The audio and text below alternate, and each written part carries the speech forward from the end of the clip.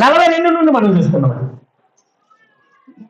Marks వార్త 9 దాన్ని జాగ్రత్తగా మీరు రాసుకోండి, కావాలంటే జాగ్రత్తగా రాసుకోండి. ఇంటికి పోయి మీ పిల్లలతో చదివించండి, లేదా మీరు చదువుకోండి. వాక్యం ఏది చెప్పినా ఖచ్చితంగా అది చెప్పిందంటే అది చేయాలి, లేదంటే నీవు దానికి పనికి రావు. మీరు అనుకోవచ్చు, ఎవరో ఒకరు అయ్యగారు కానివ్వండి, నాలాంటి వారు కానివ్వండి, ఎవరన్నా కానీ మీ నెత్తి మీద చేపెట్టి పరలోకానికి పంపిస్తారనుకోవచ్చు.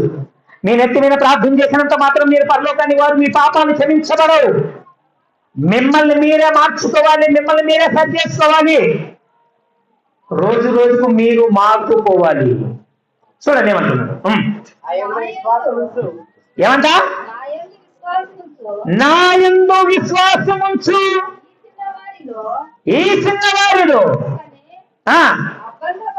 ఏమంట?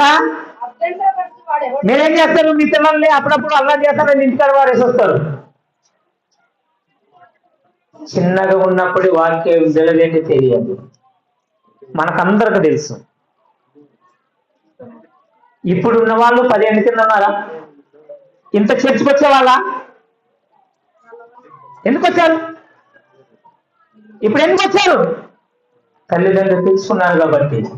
నీకు జ్ఞాపకం ఉందో లేదు, మన ఊళ్ళో నేను 3 సంవత్సరాలు బైబిల్ నేర్పించిన పిల్లలకు ప్రతిరోజు కూడా మన మొద్దేసి కానివ్వండి, యాకోబు లేక గుండ్రేవులేసు, ఇంకా పిల్లర్శివులు చాలా అప్డేట్ అయ్యారు.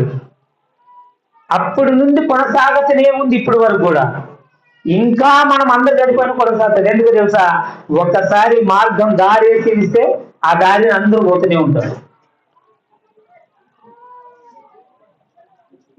నా ఒక్క గొప్పతనము మీ గొప్పతనము కాదది. దేవుడు ఏర్పరుచుకున్న మార్గములు ఎవరు కూడా అటంకపరచకండి. ఆయన అంటున్నాడు, పిల్లల్ని నా దగ్గరికి రానియండి. ఇప్పుడు ముందు చదువుతున్నాను, 40 వచ్చిన ముందు చదవండి. 40 మనకు విరోధి కానివాడు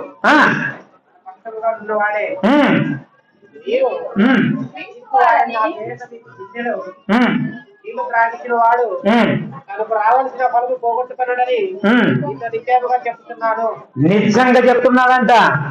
మీకు వచ్చే ఫలాన్ని ఇంకొకటి ఎత్తుకుపోకుండా చూసుకోండి. సాయంత్రం వరకు పని చేశారు, మీరు చేసిన పని కష్టము ఇంకొకటి కనబడితే ఎట్లుంటుంది చెప్పండి? ఎట్లుంటది?